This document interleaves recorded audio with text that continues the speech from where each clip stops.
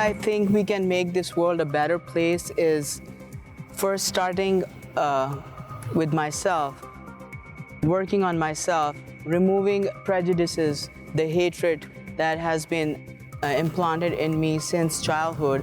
So I have to work on myself and live the principles of Baha'u'llah and other messengers. My name is Sahdi Maleeq and I live in Corona, California. I work as a senior business analyst with United Healthcare. I was born in Lahore, the city in Pakistan, November 9, 1976. I'm the only child. My father passed away when I was very young, about 6, 7 years old. I don't even remember him. My mom never remarried. She was not highly educated.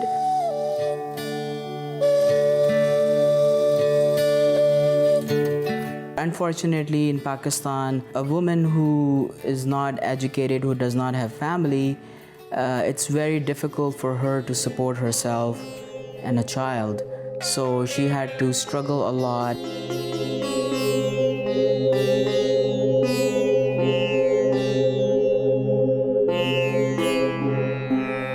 We didn't even have a house to live in, so she had to seek help from her friends. So while I was growing up, I realized that, I have to work extra hard, and therefore I decided to have to give up my childhood and I have to study really hard to get somewhere.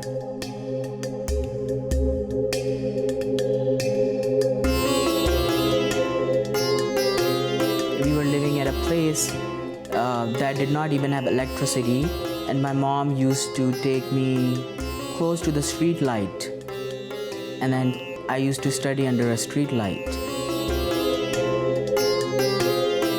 I think family is cohesive as long as your parents are alive, meaning that my grandparents, they were not alive, and their kids, some of them moved to like United States, some London, some Canada.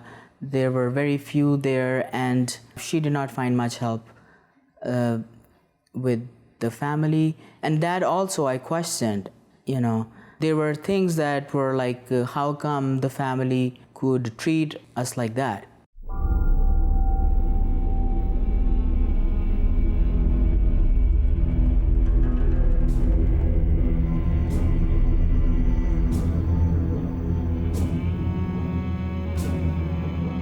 Because my mom went through a lot of difficulties, she used to cry a lot. She had this fear in her that she's going to die. And if she dies, who's gonna take care of me? And then she used to go to the neighbors or any friends, and she used to cry and cry and cry. And she used to say, would you take care of Sahdi when I die? I used to actually console her, don't worry, you're not gonna die, you'll be okay. Some days she would not even get up she would sleep for days and days.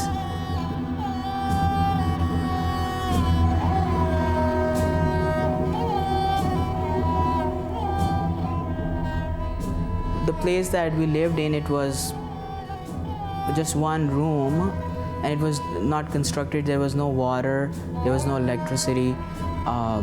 And our neighbors gave us a water pipe, and for electricity they gave us some wire to hook up the electricity. So I would go there and spend time with them, so they would feed me, and their mom was very nice. She would give me food to take for my mom. I connected a lot to spirituality because seeking help through God was a source for me that gave me comfort, that motivated me to move forward in difficult circumstances.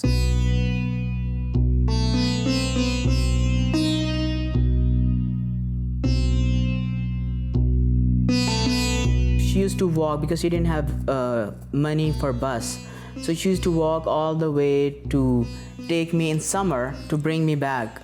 And then it was so hard, she used to bring wet towel, and she would put it on my head, and we would walk together. And there were times where I used to get tired. She would lift me up for some of the distance.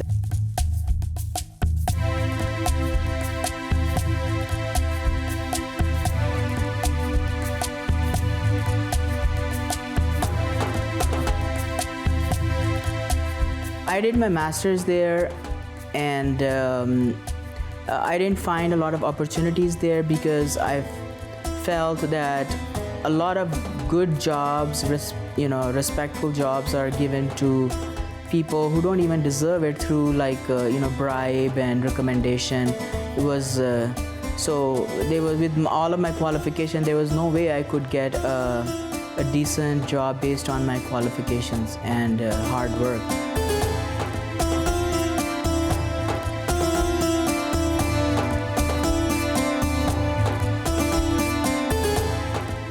I knew that the justice system is much better here in the United States.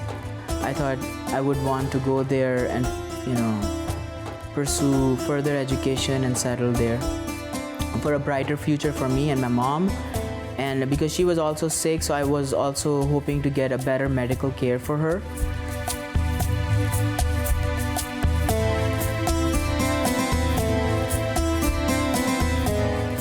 I came on a student visa. When I came here, there was a cultural shock. And not only that, everything was very expensive. So I had to work even harder here.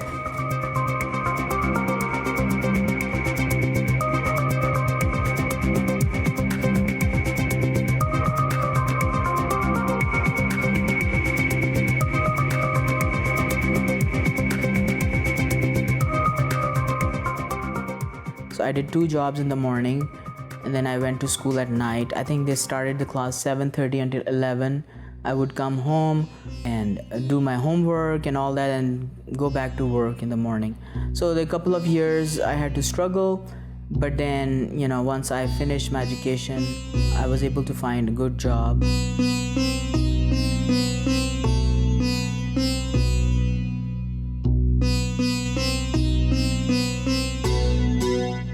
While I was here, I invited my mom to visit me for a short period of time.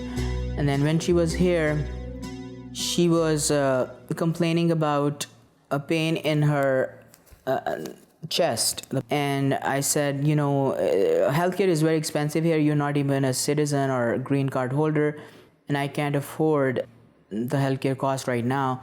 So she went back home, she get everything checked out. It was found that she has stage 3 cancer, breast cancer.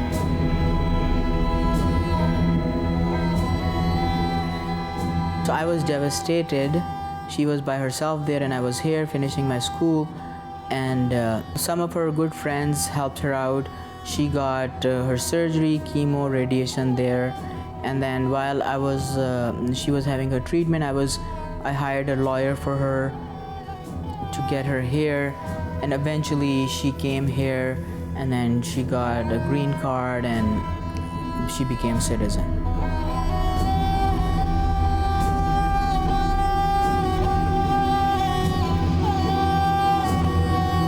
So while I was growing up, I had a lot of questions, and I was not satisfied with the answers that were given. For example, the main belief there was that only people belonging to certain faith or Muslims will go to heaven and not others. So I used to question, why is that so? Because I had encountered some non-Muslims, they were wonderful people.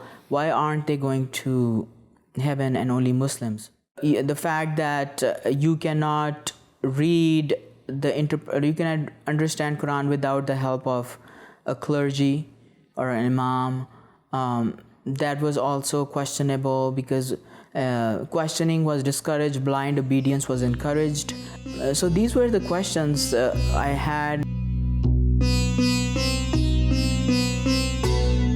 I believe that if a religion or a belief system was sent by God, it should help humanity relieve the suffering. But why is there so much suffering? Why is there so much injustice?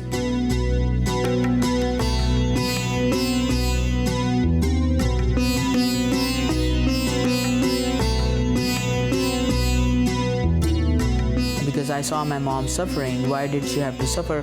Why did she not get a good education and her brothers did?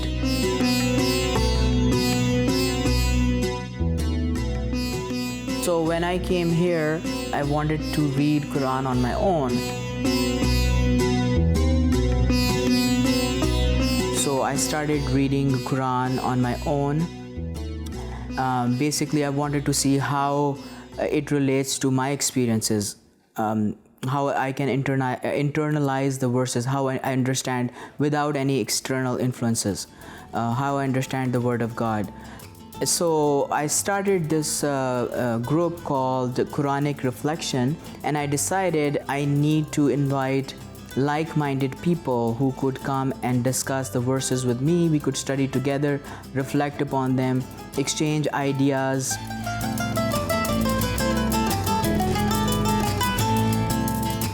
Now we changed the title of this group to Creating a Life of Excellence. Before it was called Quranic Reflection.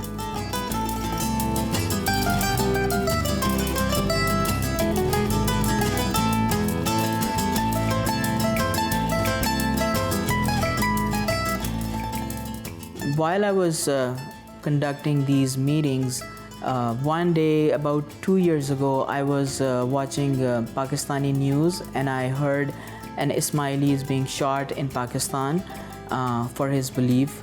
I knew who Ismailis are, but I did not know much about them. So I wanted to research what Ismailis believe in, and so therefore I started researching about the denomination of Islam, what are the branches of Islam.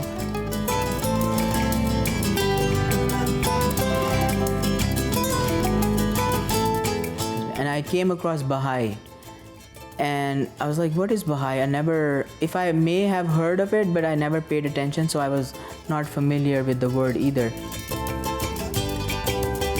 I started researching on Baha'i faith, and I came across the main tenets or principles of Baha'u'llah, which was basically oneness of God, oneness of humanity, oneness of religion, equality of men and women, elimination of prejudice, elimination of extremes of wealth and poverty, independent investigation of the truth, that was the big one for me, and harmony of science and religion, universal education, progressive revelation, because that was one of my questions that I forgot to mention earlier, was why does the message or guidance of God has to stop? Why did it stop with Prophet Muhammad?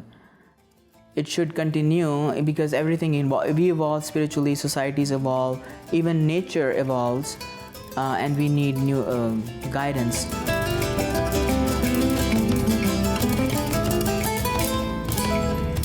When I read about progressive revelation, I was amazed, and it seemed like that my value system was really what Baha'u'llah was talking about, and I connected with him instantly. I wanted to know more about the faith, so I reached out to the main Baha'i center, and I wanted to see if I could find Baha'is in my area, and they connected me to Baha'is in Corona.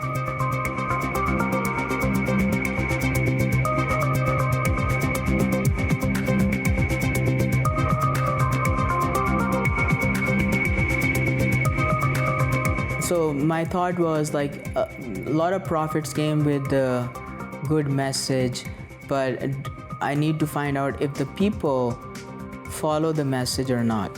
So I got connected with the Baha'i community, so I started attending their events. I was very surprised to see that I could not find a single Baha'i who elevated himself or his religion over others.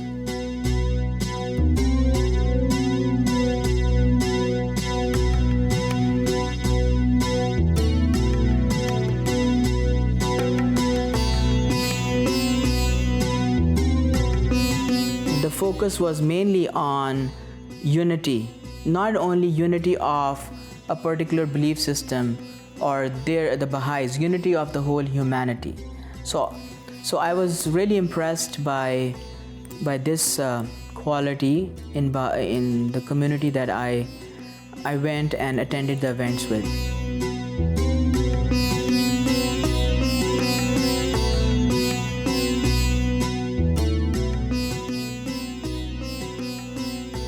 I felt like I was isolated. I did not have a community, and I also was looking for a community. I could attend events and have the same value system as I do. So I followed the Baha'i community for some time, I think probably at least a year. And then I decided that if I believe in the principles of Baha'u'llah and if I like the people, then what's holding me back? So I declared to be a Baha'i.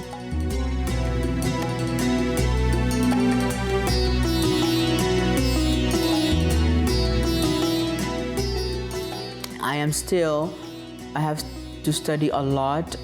There's a lot of books Baha'u'llah has written, so I have to still study a lot. So I'm just, scratching the surface right now.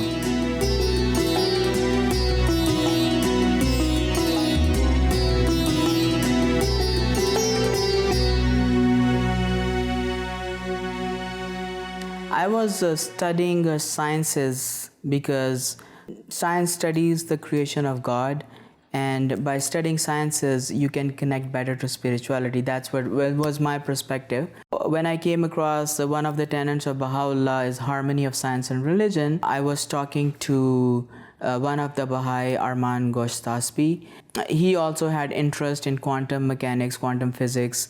He was very good at the scriptures. He has read almost all world religion. He's very knowledgeable about scriptures as well as he has interest in science. So we decided, let's put something together where we could present our perspective of how science and religion are in harmony based on world religion. And Baha'i scriptures has a lot to say about the harmony of science and religion. So we started a meetup group. Actually, I already had a meetup group. We started organizing meetings in Corona at my place on various topics. We started with scientific method. Then we went into quantum entanglement, observer effect, so on and so forth, and started becoming popular. We started getting requests from different parts of the different cities. We got requests from Rancho Cucamonga, LA Baha'i Center. We are also being asked at other places, even the atheist church. Will I see the roses or will I see the thorns? Will I see the peace or will I see the wars? Will I sin and settle or will I strive for more? Will I see the barriers or only open doors?